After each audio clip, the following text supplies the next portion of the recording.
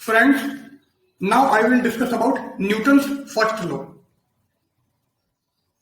Newton's laws of motion. Three laws was given by Newton, which are known as Newton's first law, Newton's second law, and Newton's third law. These three laws are combinedly known as Newton's laws of motion. Newton's first law of motion.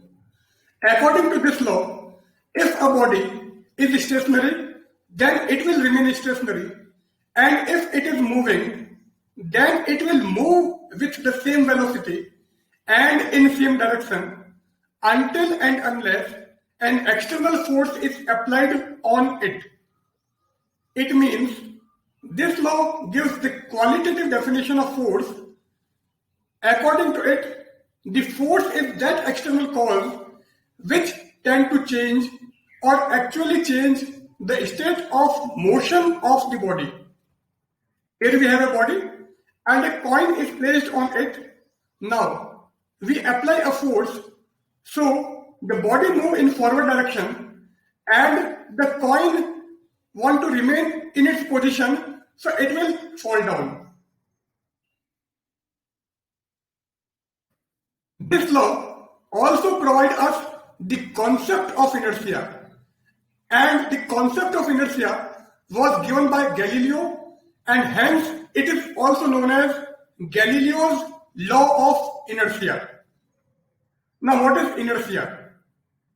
Inertia is that inherent property of a body due to which a body opposes the change in its state of motion. Inertia is directly proportional to mass. It means greater the mass, larger is the inertia. Types of inertia. There are three types of inertia. First one is inertia of rest. Second one, inertia of motion. And the third one is inertia of direction. Now, inertia of rest.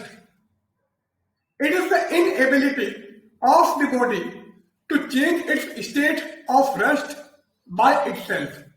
It means if a body is at rest, it will remain at rest. Now, example of inertia of rest. A person standing in a bus falls backward when the bus suddenly starts moving. The dust particles inside a woolen blanket fall off when it is beaten by a stick. So these are the examples of inertia of rest. Inertia of motion.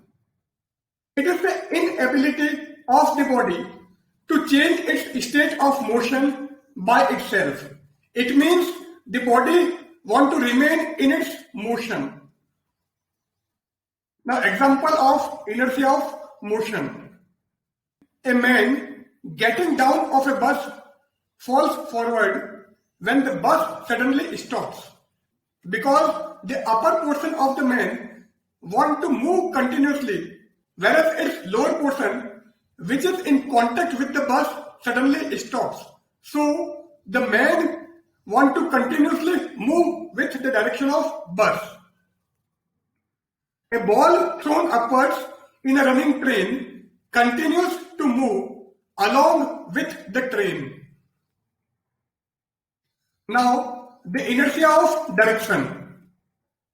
Example of inertia of direction are when a car suddenly takes a turn, the passengers are thrown in the outward direction, and a body released from a balloon rising up continues to move in the direction of balloon. Here we end our session. So thank you very much.